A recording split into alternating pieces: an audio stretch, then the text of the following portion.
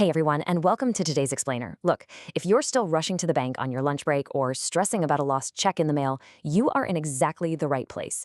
Today, we're unpacking a topic that is literally going to change how you experience payday, setting up direct deposit online. We're going to get you sorted out right now. I mean, just picture the old way for a second. Paper checks. That means waiting for the mail carrier, driving out to the bank, standing in endless lines, and then just waiting for those funds to clear. It's a hassle. Now consider direct deposit. You wake up on payday and, like absolute magic, your money is just sitting there in your account, totally ready to be used. Setting this up is incredibly easy, it's highly secure, and trust me, once you make this switch, you will never go back. Let's get you set up. Okay, here's our roadmap for today's explainer.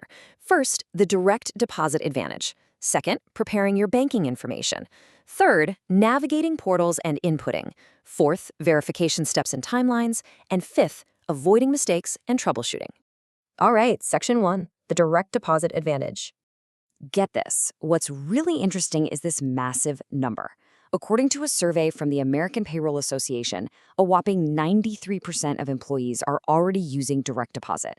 It is the overwhelming standard in today's workplace. And honestly, there are some very good reasons for that.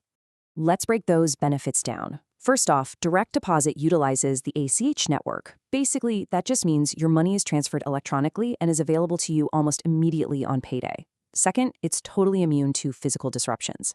Your pay is not going to be delayed because of a massive snowstorm or because it got lost in the mail.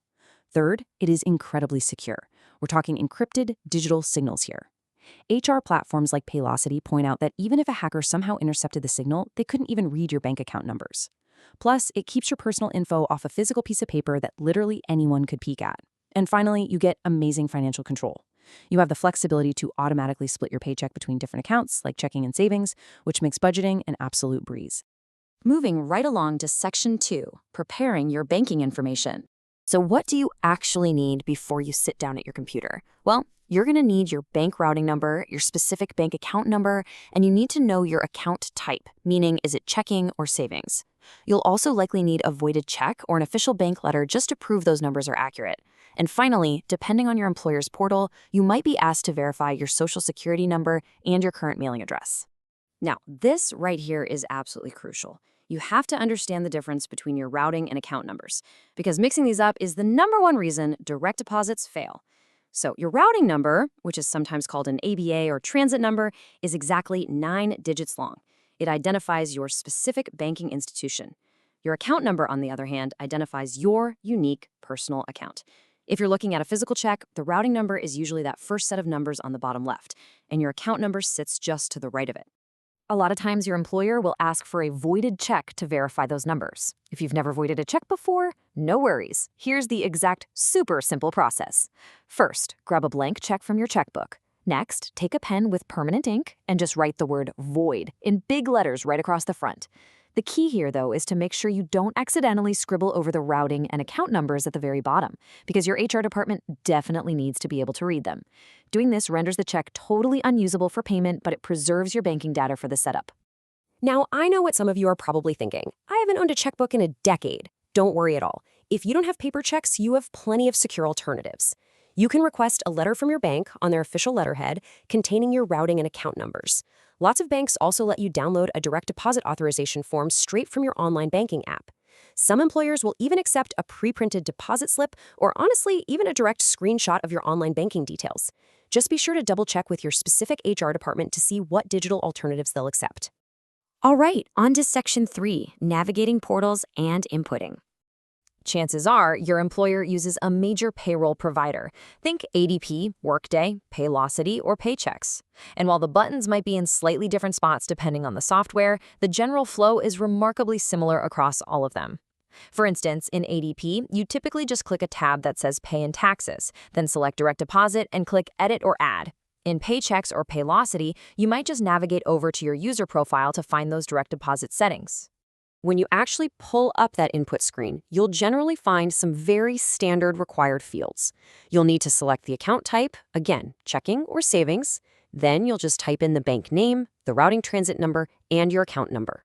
A lot of times you even get an optional field to give the account a fun nickname, like Vacation Fund, just to keep things organized. You literally just type the information you gathered earlier straight into these boxes. It's super simple. What makes these modern systems so powerful, though, is how you can allocate your money. Workday, for example, actually allows you to split your paycheck across up to 10 different accounts. When you add an account, you can define it by balance, which basically means this is your main account where the bulk remainder of your paycheck goes, or you can set a specific amount, like sending a flat $100 to your savings every single pay period. Alternatively, you can use percent to send, say, 10% of your earnings straight into an investment account. Honestly, it's an incredible tool for just putting your financial goals on autopilot. That brings us to Section 4, verification steps and timelines. It's really important to manage your expectations here because it is rarely instantaneous for that very first paycheck.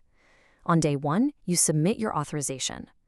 Over the next few days, your employer processes that data and actually verifies the connection with your bank.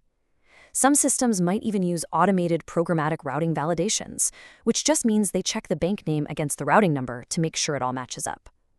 Because of how your company's payroll schedule falls, it can generally take anywhere from a few days to a few weeks, usually about 1 to 2 pay cycles, for the direct deposit to become fully active.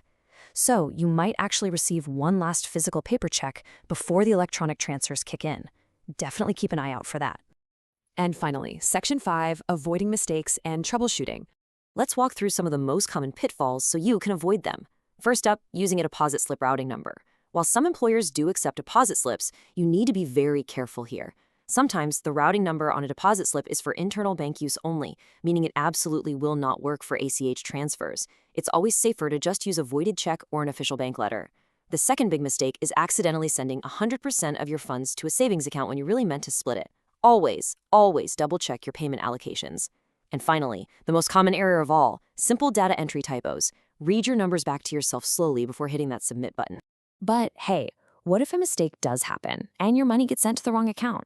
Look, don't panic, but you do need to act fast. If funds are sent to an incorrect account because of a typo, your employer has to submit a reversal request to the bank. The critical point here is the timeline. This request must be submitted within 5 business days of the deposit. So if you notice your pay hasn't arrived on payday, check your email for any error messages and contact your HR or payroll department immediately so they can initiate that troubleshooting protocol for you. Once you have this all set up, the real benefits kick in. And I want to leave you with this question. What are you going to do with the time you save on payday? Think about it. No more rushing to the bank before it closes, no more waiting days for a check to clear. Direct deposit gives you your time, your security, and your peace of mind back. It's a simple, one-time setup process that literally pays dividends every single pay period. And that wraps up our explainer on setting up direct deposit. Remember, always verify your specific direct deposit details and requirements with your own financial institution and your employer. And definitely consider consulting a financial advisor for any personalized advice regarding your accounts and allocations.